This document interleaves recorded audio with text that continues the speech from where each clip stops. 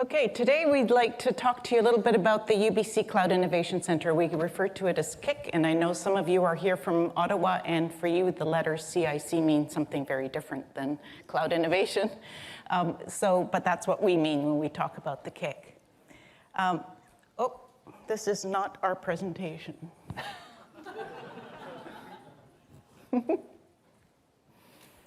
We'll give it a second. Okay, yeah.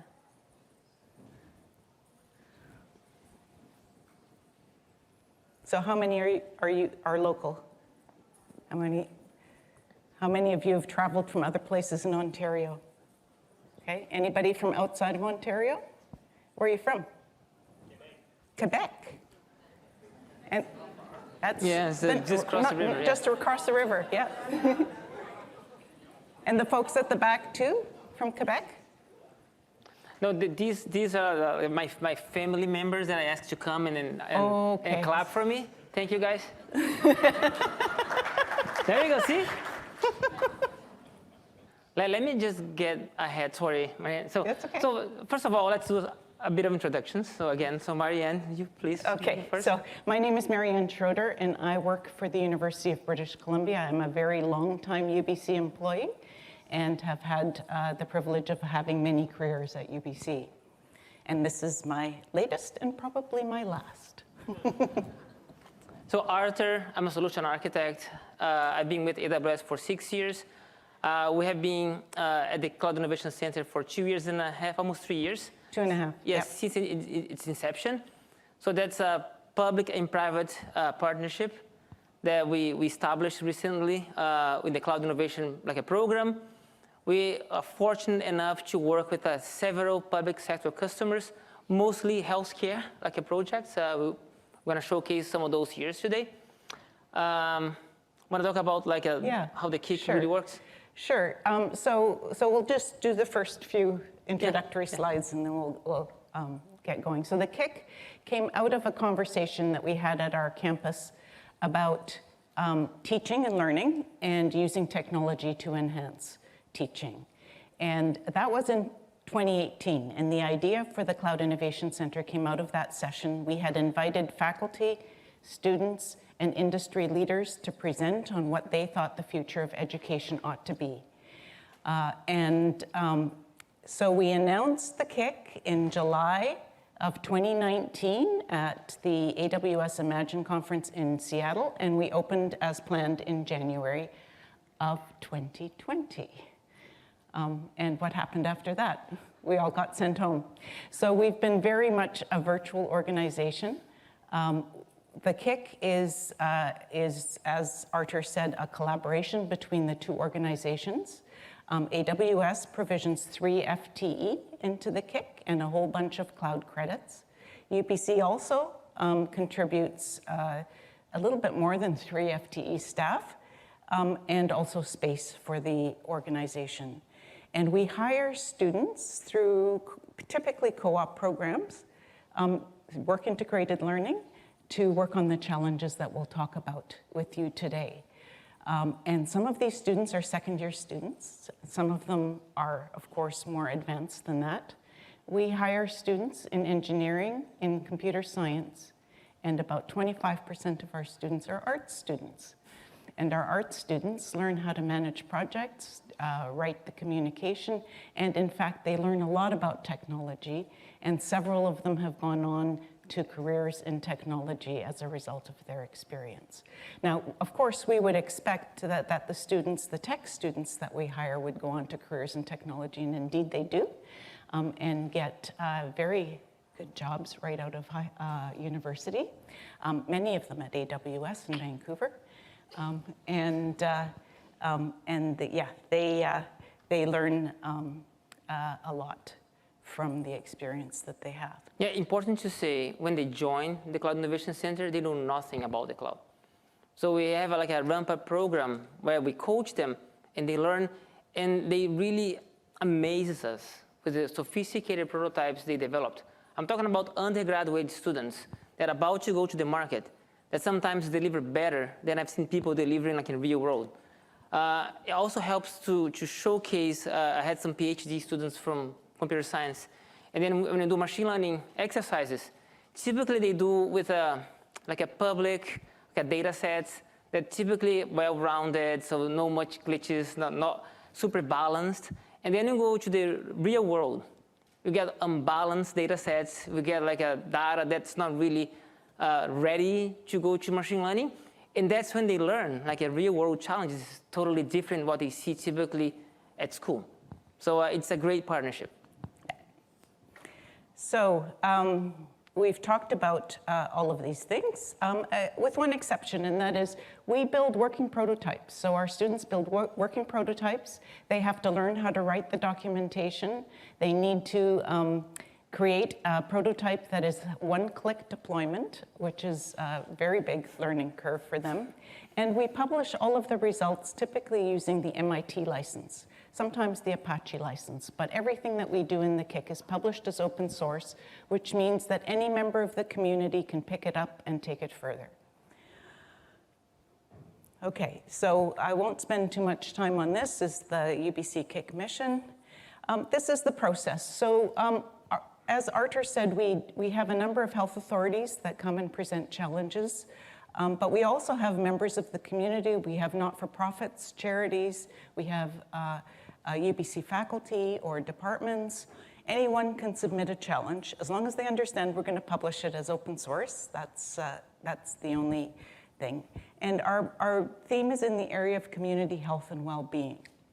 And we labeled it that because we wanted it to be intentionally broad.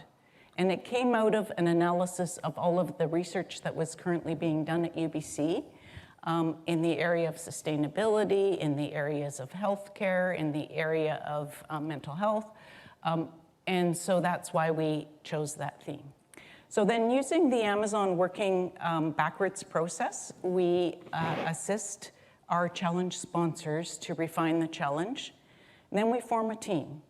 So I'm going to use one of our challenges as an example. We had a challenge referred to us by KIC in Arizona, which was parents of adult children on the autism spectrum. And these parents wanted their children, if they could be independent, to live on their own.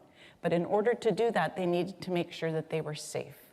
So they wanted to see whether they could predict the conditions under which a meltdown or a behavioral dysregulation event would occur, and when a seizure would occur.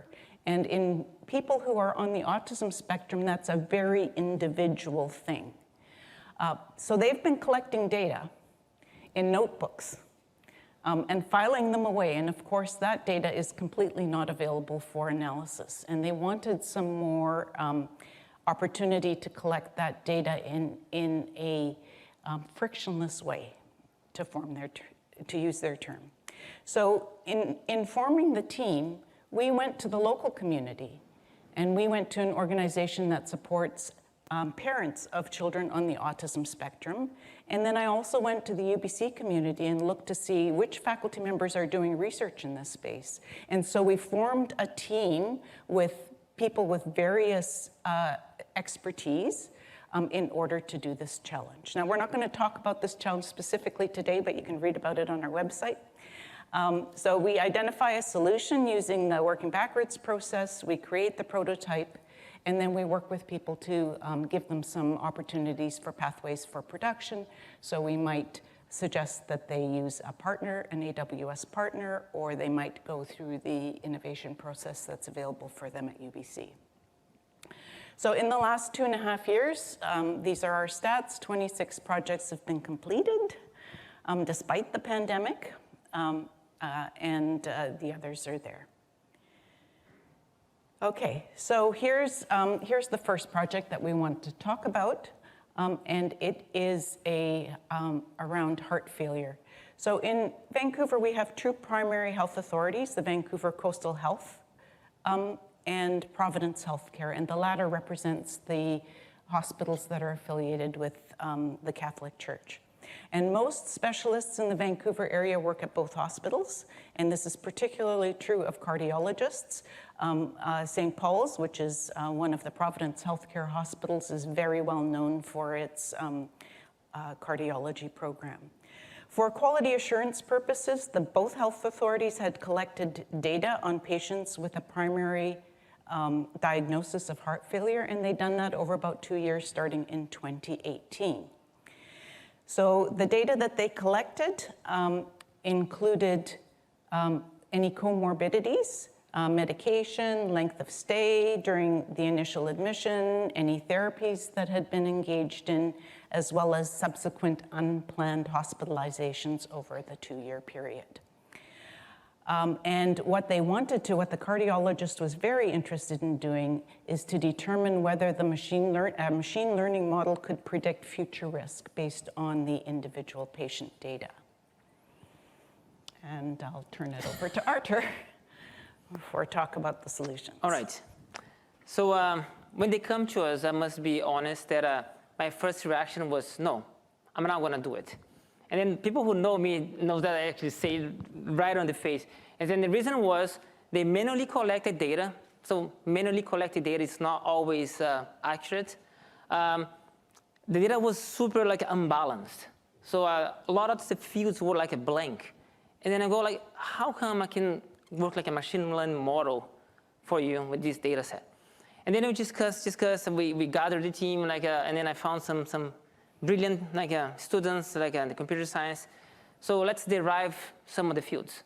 So we work with the cardiologists, so we can get some of the fields like age, maybe other data. They had 250 columns as an example, and then try to create synthetically the values to work in a machine learning.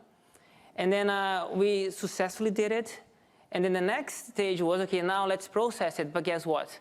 Privacy comes into play. And then let's anonymize the data. So I have to anonymize the data first. I couldn't even not look at the data before it get anonymized. But what tools do they have available to anonymize data?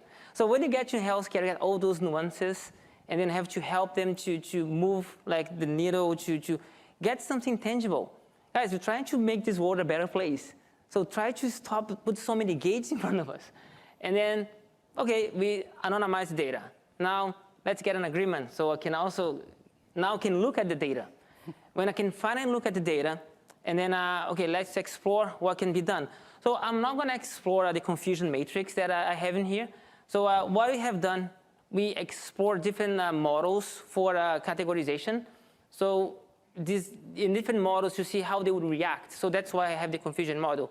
So in that one specifically, you select one model, and you can also see there's a date in it.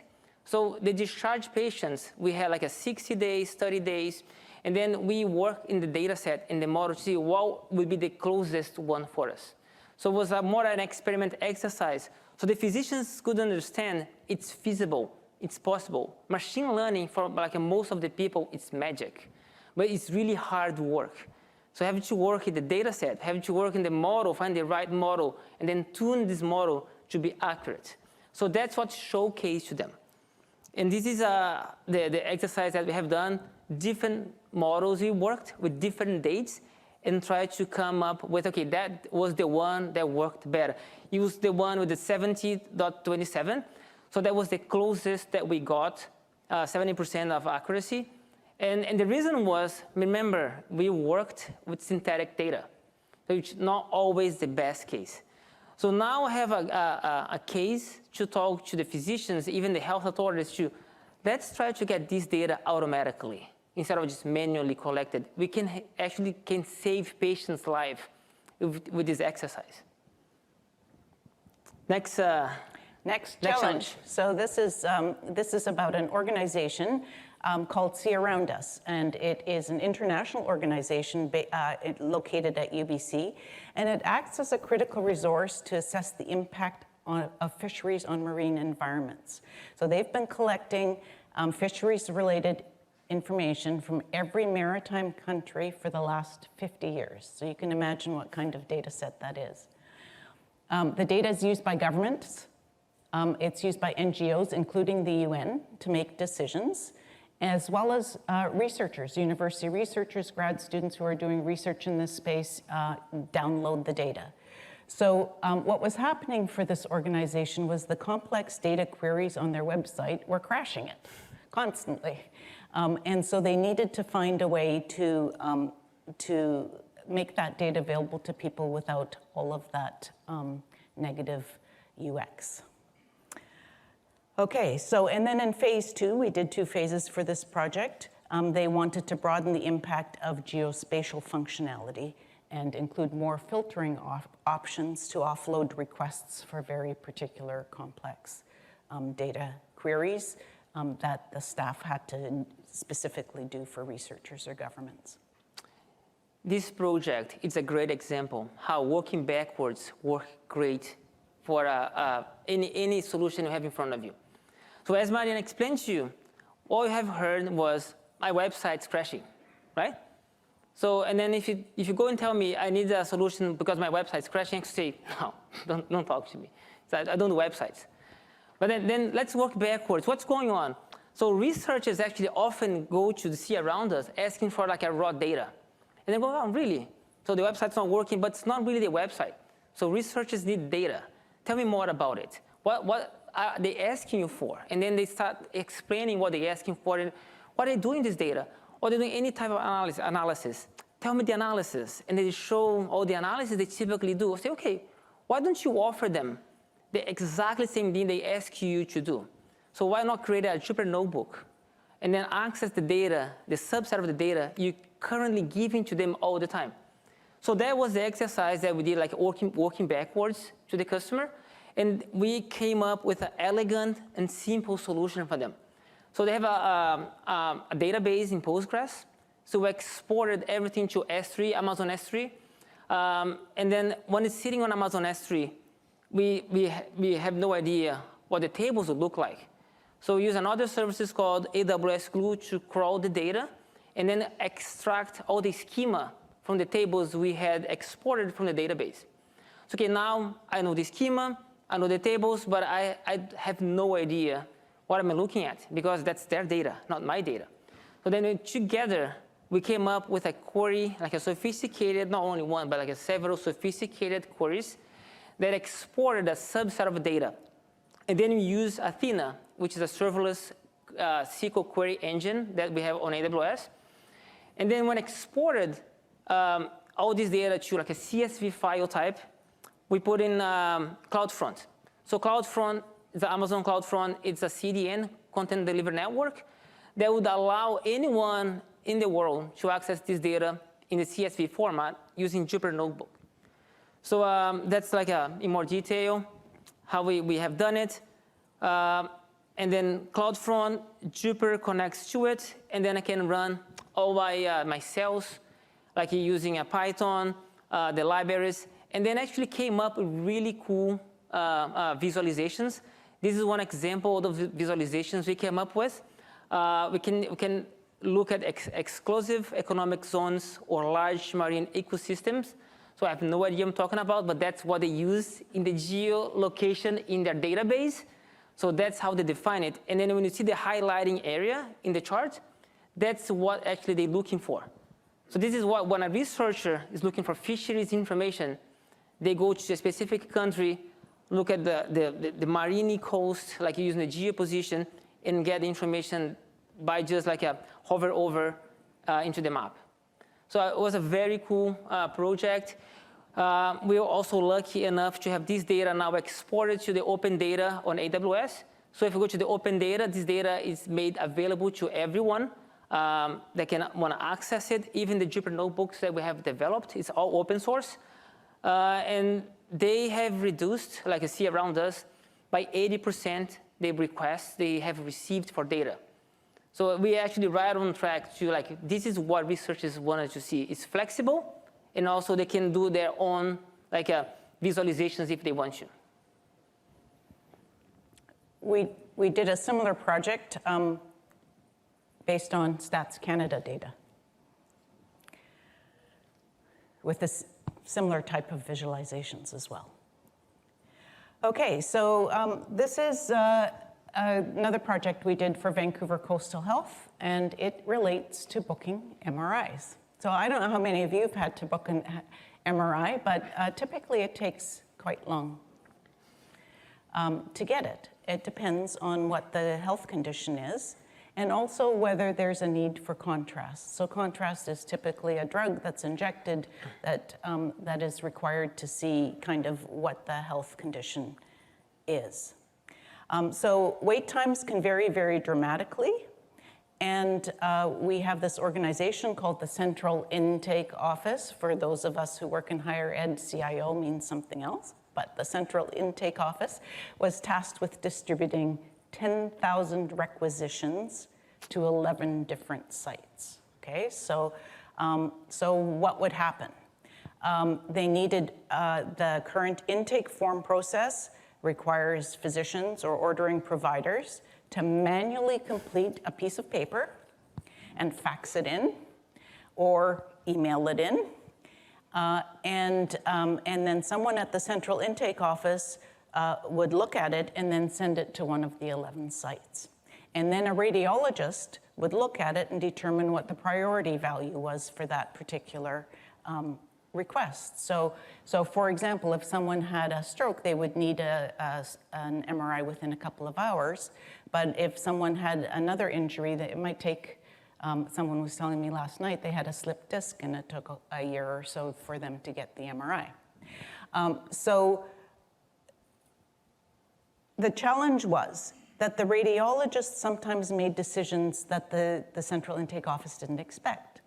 And so the requisition would have already gone to one of the 11 centers and would go to the bottom of the pile because the wait list for that particular priority value might be very long. Whereas if it had been sent to a different site, it would have been higher up on the list and the wait time would have been lower.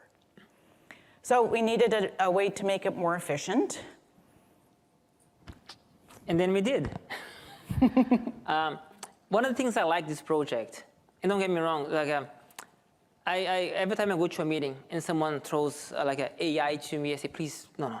Explain to me what you're looking for. Because some people believe AI is a magical thing that solves everything. In this project, I didn't use AI. And it's still working. So what happened here? It's forms like manually done, and then you have to extract information. And then what information you need to extract from an MRI requisition form? So the body part, so it's like a brain, so like a knee, so what the MRI is going to be used for. And then why you're doing the MRI. So these are two major components, and of course, like a contrast, so the specific items that I can also get from the form.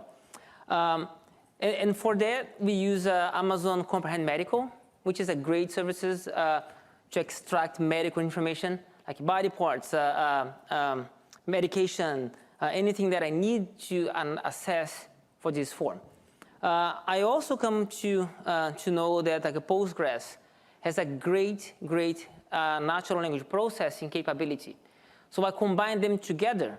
So I'm using the natural language processing from Amazon, which is Amazon Comprehend Medical, that extracts what I need, but I also need something else to weight the words. And then I'll explain in a second what I'm talking about, like weighting the words. So this is like I use all serverless. I'm not getting too many detail, but I have a UI. And that UI was key for the project because it allowed the radiologist to change the rules. And that is a very important topic that actually didn't allow me to use AI.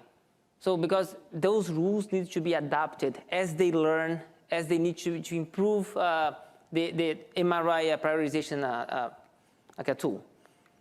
So this is what it looks like. So that's the UI.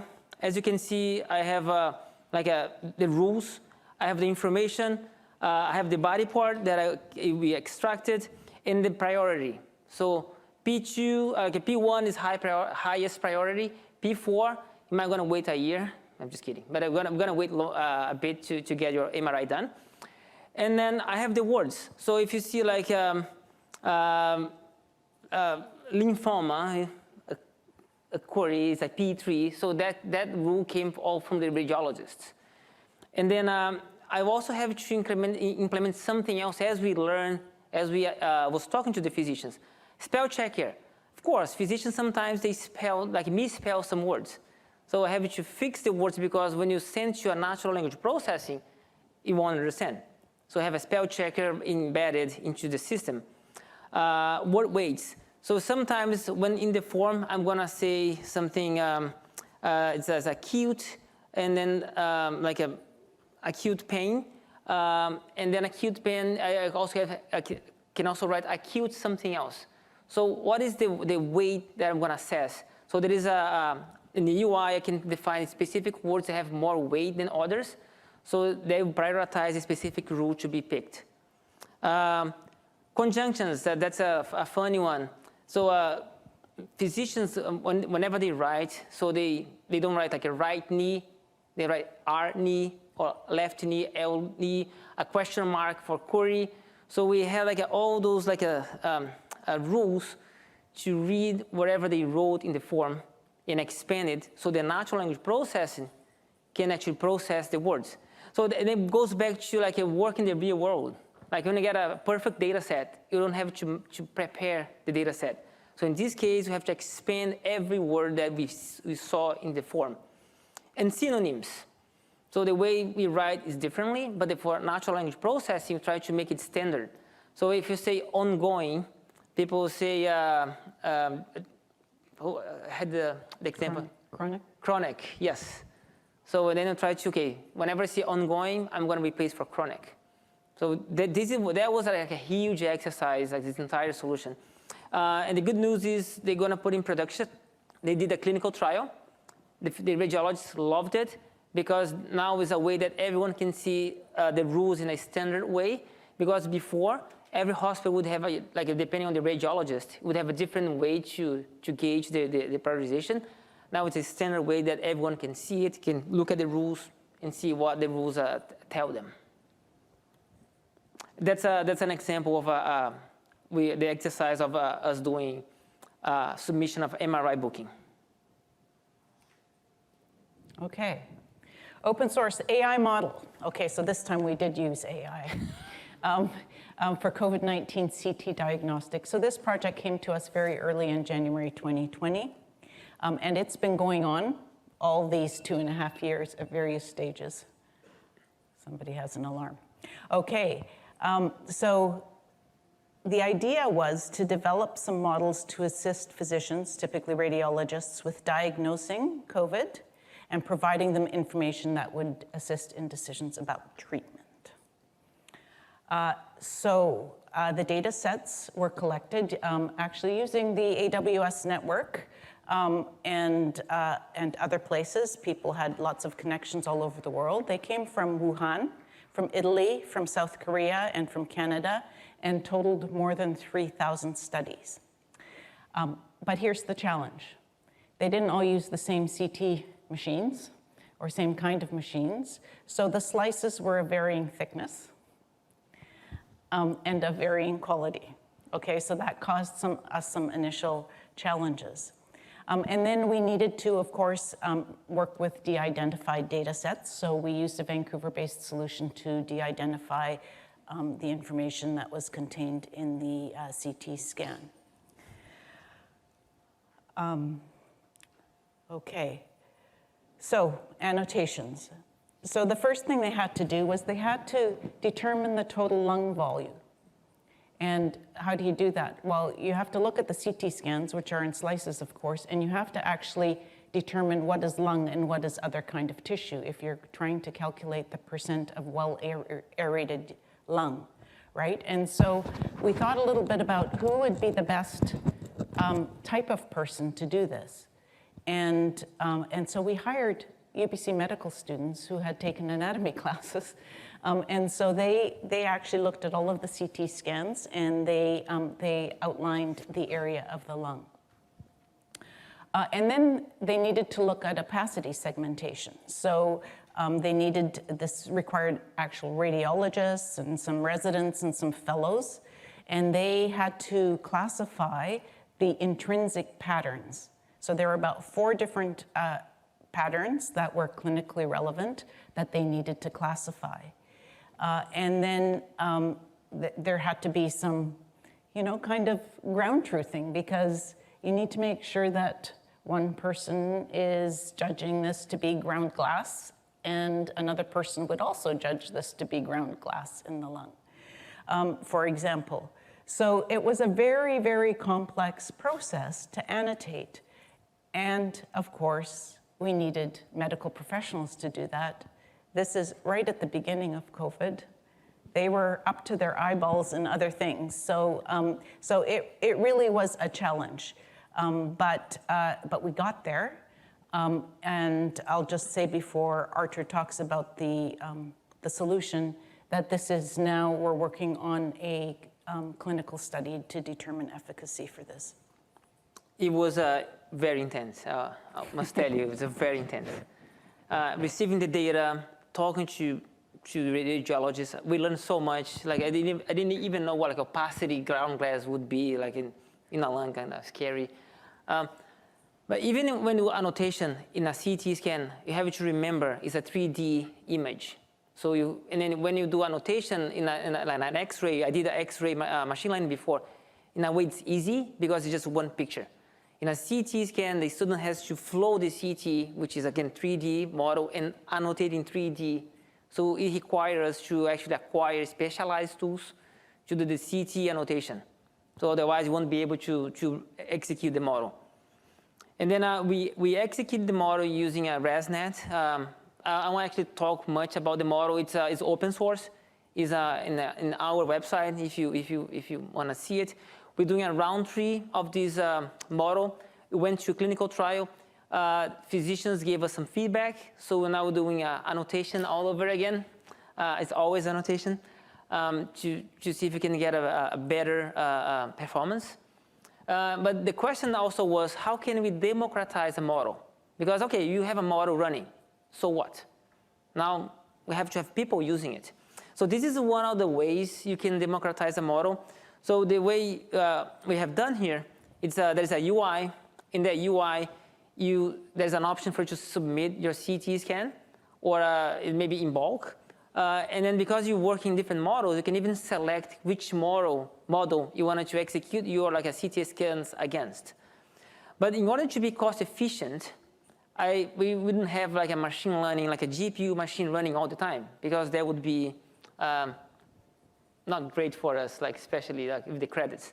The way we have done it, there is a queue that every time someone submits a CT scan to be processed, it wakes up GPU machines behind the scenes.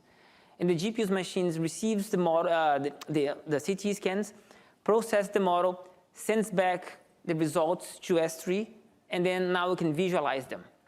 So it's a very cost efficient to have a model running without having a GPU machine up and running all the time. This is the UI on your left-hand side.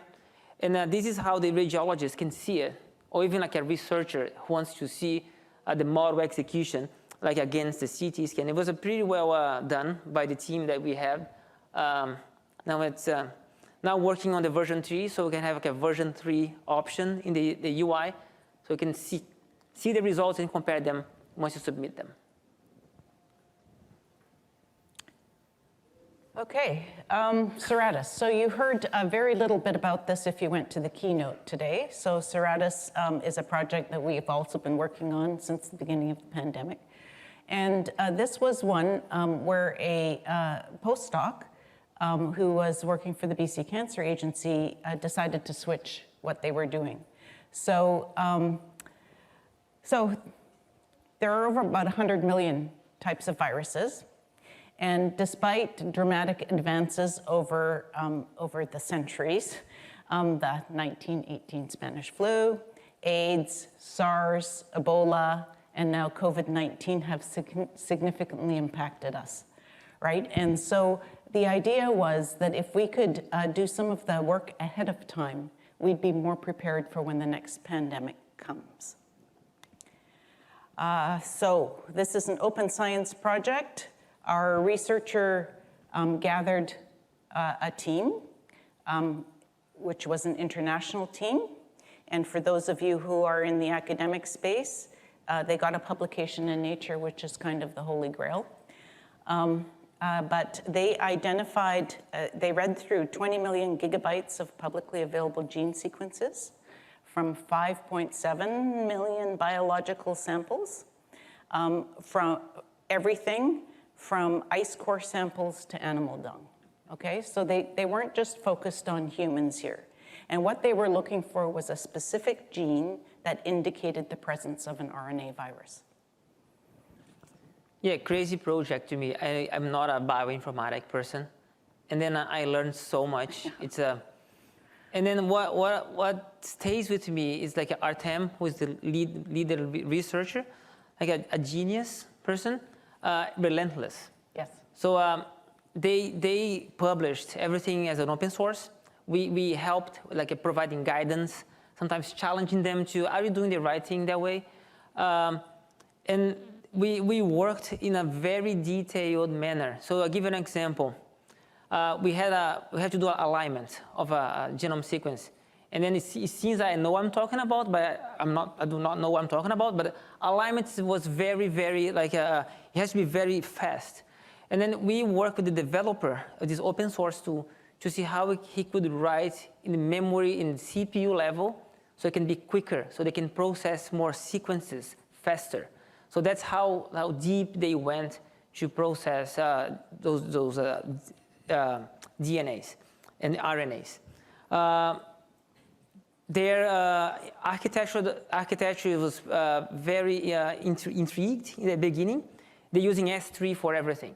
And the reason I'm saying using S3 for everything is because when you go to research space, people have a tendency to use a Lustre or use something they believe it's faster. And then it really depends how you process your data. And that was a revelation to me, to many researchers. It doesn't have to be in Lustre all the time. Because if you have to load the data and process the data in like several hundred CPUs, it doesn't really matter. So the way they were doing it, it was like reading from S3, and then by reading, already processing it. And then when we challenge why not using something faster, it's already fast. And then he proved it by the like a 1 cent per library that he came up with, like how the throughput he was able to achieve. So he didn't use any sophisticated framework. So for those who know like a genomic sequencing, there's a different frameworks you can use to do like a genomic sequencing. He just used straight EC2 auto-scaling, and then have an orchestration mechanism using Python. That's simple. But the magic was like how he came up with the processing, reading from S3. So this is what I like about doing research or tests on the cloud. There's so many different ways you can do it. And then you can find actually a way that no one has tried and very efficient. So that's what they have done. So I'd really like to be involved in this project. And they've just, so 11 days we discovered about 10-fold more RNA viruses than had been described in the last 130 years of virology research. So for those of you that are at U of T, he's just been recruited to U of T. He starts there next month, so you're lucky. And he's coming to you from Cambridge. Okay. He's also there's another new preprint out, so if you're interested, we can send you the link, because they've taken this further already. Okay, so we thought we'd spend a few minutes talking about a different kind of project that we've done, so you get a sense of the range of projects. We've talked a lot about the ones that are very data intensive, require ML, NLP, AI. So TAP Gives. So what's TAP Gives? TAP Gives is a clean water subscription service. And so this project was brought to us by a charity called We Make Impact, which was co-founded, and this is a nice kind of circle of life thing, by an international student graduate of UBC. So We Make Impact is a charity, and they build water filtration plants in Kenya and in Ghana. And particularly in rural sites. Their biggest issue is that the salination in the water is very high, and children are dying of kidney failure as a result of the high salt content. And so they have donations to cover the cost of the capital cost of building the water filtration plant. But then they wanted to make the plant self-sustainable. So they were training locals to manage the plant, to manage access to the plant and to make sure that the water, you do all of the necessary testing to make sure that the water was potable. This was a unique project. They wanted the result to be available in multiple languages, and so we did actually deliver it in English and Kiswahili. I went to the undergraduate chair of the comp sci and said, do you have any students from East Africa? And indeed they did. So we hired a student who was from Nairobi, and he was really helpful to us. He did a lot of work on this project, but he was extremely helpful in helping us understand the local context, which was super important for this particular project. And the students that were working on it had to make it work on USSD. Right, which we don't really use in this country, but Arthur can explain what they did. Okay, I'm not going to talk about the architectural diagram. Don't worry. But what I want to say is we have two aspects of the application. One is USSD text message. Like remember, like the old Nokia phones, like a good old times, like they never break. So this is what they use there. And then whenever you go to like a water filtration site, they use the SMS to get a code and get access to the water. And that always happens like an SMS message event. So we actually created a system that does subscription, everything else through SMS. But more importantly, I need to capture this data so I can predict how many people are going to come to my well. Should I change my filtration like next month? So this is what also they're looking for. And then we created a data lake from all this text message, which sometimes looks crazy, but like very, very important to them. So every time a text message would come to us, like someone came to the site, we would save it, information different ways, like who is the person, how many gallons of water, what draw, what type of filtration we have in that specific site. So all that information will be triangulated in a way, so we can predict the filtration sites to be self-sustainable, even like do we have enough money to maintain this well, because that was a challenge they also had. So yes, we can build them, but can you maintain the filtration site? And that was the like architectural diagram we came up with. So they're currently testing the solution. So everything that we do at the Cloud Innovation Center, we want to be in production. But like for reasons like I cannot deploy production applications to the customers directly because it's your solution at the end of the day. But we help them to change and adapt to run in production. Yeah, I'm really glad to also be involved in that one. Yes. That's the end of the projects we're going to talk about. There are, of course, many more projects on our website if you're interested, along with all of the architectural diagrams and the link to the Git repository if you want to look at the code. Remember that all of these solutions were developed by UBC students who knew nothing about the cloud.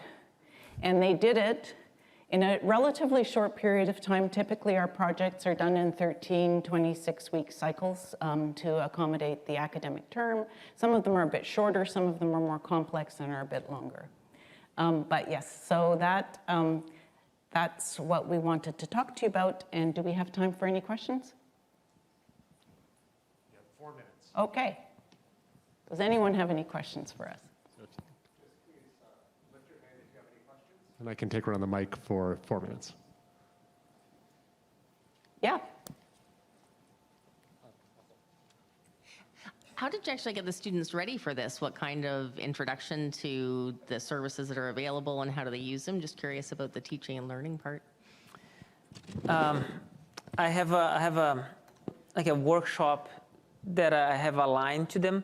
So I have gave 2 weeks for them. So okay, all these workshops. And then I call them like a homework. It's like I give homeworks to the students. Okay, guys, homework's gonna be forever. And then I give them homeworks. And then typically the homeworks are aligned to the projects they're gonna be executed on. So I'll give an example. I had one student that we were gonna use a GraphDB, so which is a Neptune database on AWS, which I knew little about, to be honest. Like a GraphDB is a very complex matter. And then I gave him some workshops. And then I exercised to the point that the students already knew more than I know. And then I had to go to a specialist on AWS. So I can help him with the project that he was developing, which successfully was deployed using GraphDB. But that's how it happens. Like a beginning, and then challenging. I don't micromanage students. I don't have time for this. So typically, I have a stand-up meeting every Monday, and then I go, what are you planning to do this week? And then what's missing for you for the next couple weeks? So that's what we discuss every Monday. And then I hope they keep moving on. Yeah. So we do allow students to do certifications. So we'll pay for the certifications if they do go ahead and go further than the stuff that Arthur gives them. And we also let them fail in true innovation style. We don't let them fail so they fall flat on their face because they're presenting to the clients all the time, right? But if they go down a rabbit hole a little bit, we just let them go down the rabbit hole and discover why it doesn't work for them. So they come out of the process telling us that it was a pretty unique experience in terms of their education. Any other questions? Down there. There's one at the back. So as the students produce these projects and they get deployed into Amazon to production, who supports the projects after they go live? And what's the process around that? And maybe expand on that a little bit. Okay, it depends on every project. But I will give you 2 examples, okay? For the MRI that I just showed, the MRI prioritization one, that's gonna be prioritized, we found a partner that found this project really interesting. So they actually dedicated resources to the project. They changed the project, they fixed a few bugs, of course a few bugs will be there, changed a bit of the UI, and now it's gonna be in production. And this company, this partner, will be responsible for it. So that's the best model in my mind, to be honest. The second one, it's the Top Gives. So the Top Gives, they already have a IT team. They already have resources. So we developed a solution. We're going to hand it over to their team. So their team now is going to be responsible to maintain the solution because it's open source. So it also works, but it requires the sponsor, how we call them, to have an IT specialist team to keep moving with the project.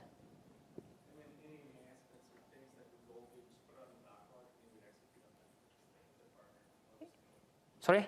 If there's new Bugs. Okay.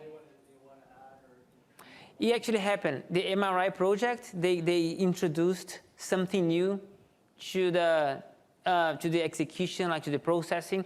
I don't remember what it was, but yes, they always a question like it's open source, okay? But if it's open source, if a partner wants that to be, he can branch, create his own repository, like a private, even sell it if he wants to. So I mean, that's how open source works. So if anyone go to the Cloud Innovation Center, like a GitHub repo, and branch, do something new, I'll be glad. Yeah. Because we continue like creating something new. So I just another example, quick one. So we developed a project that counts people, okay? And then it counts people sounds silly, but it actually can save life. But it was using in a way that we believed could be optimized. And then we changed the project. Now we're embedding a object and person like a model into a Raspberry Pi. And the reason we're doing that way in Raspberry Pi because it's easy to move the model. So imagine like in a blizzard, you have like a bus stop and someone is just there waiting for something, it could die. If I have like a people counting mechanism, like a Raspberry Pi, point to the bus stop, I can dispatch someone to get the person because I know someone is there. So I can count people like that's beginning of the trails, and they can count how many people went to the trail, how many people came out of the trail. So different aspects, which sound silly, actually find different use cases. Okay. Thank you. Thank you very much. Thank you very much, Marianne. Thank you very much, Arthur.